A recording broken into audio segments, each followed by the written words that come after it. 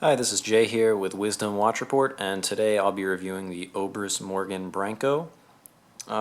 This model here is pretty well known on the watch forums, another model that sells out quite frequently.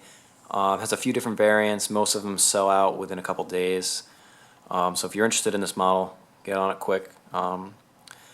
This one here is the 42 millimeter, which is the only size it comes in, the PVD version, which is a PVD coating on the C3 loom and the orange seconds hand, as you can see there. This is an interesting watch. At first glance I didn't really give it much attention, and after seeing a few people express their interests online, I ended up grabbing one. And I really do like it. This is quickly becoming one of my favorite watches in my collection, and I'll tell you why. This one, a quick rundown of the specs. It's a 42 millimeter titanium PVD case, sapphire crystal with an anti-reflective coating on the interior, not on the exterior. And it comes shipped to you with a black leather band. This is the band that it came shipped with, which is an Italian leather, so as Obris Morgan lists on their website, with a large PVD buckle. It's actually a really nice leather band. I'm not a fan of leather bands. In order for me, it's usually I like bracelets and then onto NATOs, and then maybe between leather and rubber. But this particular band was just really nice, very, very pliable, very soft. It was really good to wear. The only reason I took it off was because I ended up finding a NATO that I preferred, which was the Erebus NATO from NATO Strap Co. Of NATOstrapco.com. Really, really does well with the color of the watch. I really like tan or light leather band look on PVD watches, and this one had the PVD hardware. Really sealed the deal for me. I picked one up, and I love it. Really looks good on the watch. But stock leather band, nothing to bat an eye at. This really, really is a nice band. I was very happy with it.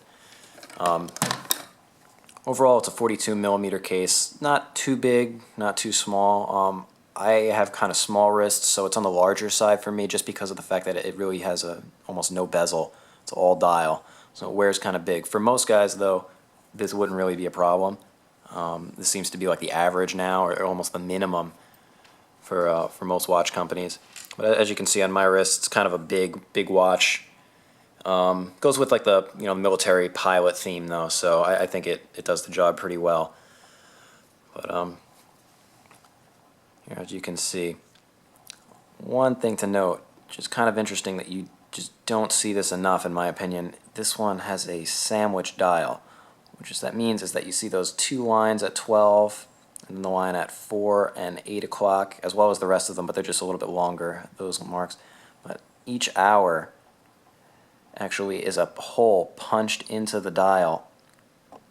Try to get an angle where you can see the loom is actually another layer underneath. You can almost see it disappears now, because right there at 12, that's because this is a sandwich dial. Kind of like what you see on like Panerai. A couple other brands like Steinhardt has in their pilot models, and as far as I know in their premium line they do this as well. Not something I see a lot. Would like to see it more. It really adds a nice depth to the dial. In my opinion, you just don't see it enough. More interestingly, the price point on this watch, I got it new from Obris Morgan for, I believe it was $239. The price has not changed yet, even though it's selling out. Almost every run they do sells out right away. They do pre-orders, and those will be gone almost as soon as they announce them. Haven't raised the price yet, and you're getting a whole lot of watch for that little bit of money. Features an automatic movement, screw-down crown. This one comes with the Miyota 8215 movement, kind of a pedestrian movement, very standard in most small companies that use those, which is hand-windable, and it has about 6 beats per second. Obris Morgan, interestingly enough, adjusts the movement before they send them out to their customers. So they actually regulate its timekeeping, which is a nice touch. Another thing you don't really see quite often in watches in this price range. They're usually just kind of thrown in with factory regulation, call it a day, which I believe is about plus or minus 30 seconds is is factory for an 8215, which is on kind of the long side. Usually you'll get about 15 seconds, give or take, with that movement. But you know, Obris Morgan did a real good job regulating this. I've had it be usually generally within 4 seconds a day. It's the average for this gaining, 4 seconds a day. So I don't have to adjust it too often. But myself, I have so many watches, I don't really wear the same watch more than a couple days in a row, if that, unless I'm, you know, it's a new one, I'll get it for review and I'll wear it for a couple weeks. But one thing I should note, this one, the large second hand, I really like the design, but with the choice of movement, you do notice the stuttering, the low beat rate quite a bit more. Another thing about this movement, there's nothing Obris Morgan could have done about it. It has a stuttering, not really a problem, but sometimes if you move your arm quickly, like that, you see it stops. That actually has to do with the design of the movement. It's nothing wrong with it in any way, which is, it's kind of hard to describe. But if you ever see this in an Obris Morgan, like the Branco, the Nevin, or any watch for that matter that uses this movement, I should note, that's due to the design of the gear train has an indirect seconds hand driven by the mainspring. It's really difficult to describe without you seeing pictures. I could link an article in the description for anybody interested in reading up on it. If that ever happens, that is nothing to worry about. It's just kind of an older design in the movement that allows where there's a little bit of give in one of the gears doing the seconds hand when it catches. So the second hand has its own gear. It's kind of difficult to picture, but again, I'll link something in the article in the description where you can see this. I was really kind of worried about that at first because even though I have a few watches featuring this movement, I didn't notice that problem. I think it was really more noticeable on this one because of that seconds hand. Nothing, again, that Obris Morgan did, but anybody experiencing that, it's nothing to worry about. It's a normal thing. Doesn't mean your movement's going to have any problems, and it keeps time exactly the same. So, moving on, this one is the PVD coated version. Obris Morgan is coming out with a newer model called the Obris Morgan Explorer later this year, which is going to be using a DLC coating, but for their older models they stuck to this, which is PVD, which I quite like. What you may notice, maybe kind of difficult to see on camera, the PVD for the buckles of this NATO band versus the color of the watch. This one has more of a dark black sheen. This one is more of like a chalky charcoal black. They're both black, but the reason behind that is because it's titanium. It's not a steel case, so it has more of like a chalky look to it than you would normally be exposed to, like something on stainless steel or like 316L steel. You're normally going to see a much more polished look to it, but this I quite like it. It doesn't reflect light nearly as much, kind of adds to its mil-spec look. I was really pleased with that. The coating's held up pretty well, although I go pretty easy on my watches. I don't hit them around a lot. Even ones that I've had for years really look like new. I just go easy on them, and I have so many that they don't get too much wear, like I said, often. But it's held up pretty well. One thing that makes me question how well it could hold up on somebody who may be a little bit harder on me or a little bit harder on watches than myself is that sizing in the screws there. They use instead of spring bars, Obris Morgan used a screwed lug and with a flat head on each end.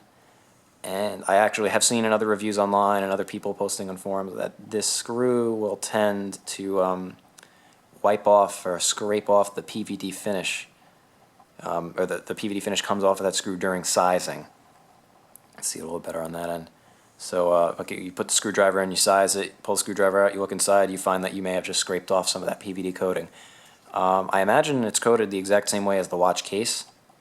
So that does make me kind of question how well it could hold up. But overall, I don't have any scratches on the case as of yet, and I have worn it quite a bit over the years since I've had it, since it was released. What else is there? One thing to note, the case back of this watch is stainless steel. So you can actually almost see the grain of steel. I'll take the NATO, push it aside here.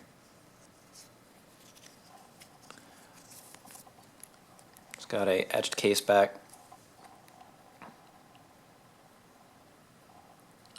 And they do note that it's titanium and the reference number, but the case back is actually stainless steel, and it's almost like a domed steel. And you can see the color difference right here. Almost like a gloss on the top versus the sides of the case. I don't mind it too much. It's kind of typical. A lot of titanium watches have a steel back. On my particular one here, you can see there's a little chip right there. I received the watch that way. I'm guessing that somewhere along the line, tightening the case back, somebody managed to scrape, but it doesn't bother me. It's on the case back. Something like that on the front would kind of annoy me though. But like I said, the finish seems to have held up well so far, and I don't mind it. For the price of this watch, I was really surprised with the packaging. It comes in a Pelican style case, which as you can see here in the back, it's not nearly as good as a genuine Pelican case, which I have a few of, to hold watches, but it, style-wise, they get a bunch of points from me.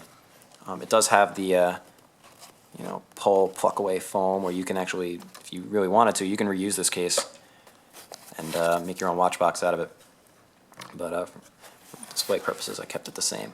Watch comes shipped on this little cushion here inside. Also comes sent with one extra screw bar for the lug inside of this glass vial, just in case I guess you ever scratch it or lose it, whatever reason they give you that. And it also comes with a warranty booklet, a little bit of information on the top. Since I got the watch, put it in the bottom. All the foam can come out and expose it. See here, it comes with the instruction manual and just the warranty information here, how to use the watch. I don't really need that as of yet. Hopefully I won't ever need it. But nice packaging, much better than I see on any watch in its price range. And even you can see here it's like a glossy envelope, custom. But they did a good job on packaging. They did get a lot of points for presentation, and I really like what they did here. Especially the fact that you can reuse the box. I do plan eventually maybe reusing it in the future. And as far as I can tell, all of their watches, even the ones that aren't released yet, have product pictures showing it in one of these boxes. So it looks like most people will be getting one of these if they place an order. Obris Morgan also ships the watch with an extra leather band, which I do not have for purposes of this review, but it is not as good as the band it comes stock with. It's like a cheap, like a dollar store leather band. I don't know why they ship with that. I actually contacted them afterwards to see if they had possibly changed what they shipped it with, and it turns out they did. I guess originally it had shipped with a leather and a rubber, then they changed it to a leather band like this, and then another cheap leather band, as I was just saying. And now they ship it with the same Italian leather band on the watch, and then another similar brown Italian leather band inside the case. Not really sure if it's Italian like this one is, but it feels just as good. They actually sent one out to me. I have it on another watch right now though, but it was just as good, and they ship you with a bunch of extras, so it seems to be the norm now for smaller boutique companies to be sending their watches out with some extras like that. Overall, I've had a pretty good experience with this watch. Don't wear it too often, as much as I should, mostly because I'm getting so many extras in the mail every now and then, but goes great on any NATO. I'm really happy with it. Its profile, it's kind of slim. Again, forgot to mention signed crown with the Obris Morgan logo. But I'll give you a wrist shot here again with the NATO on, just to show you.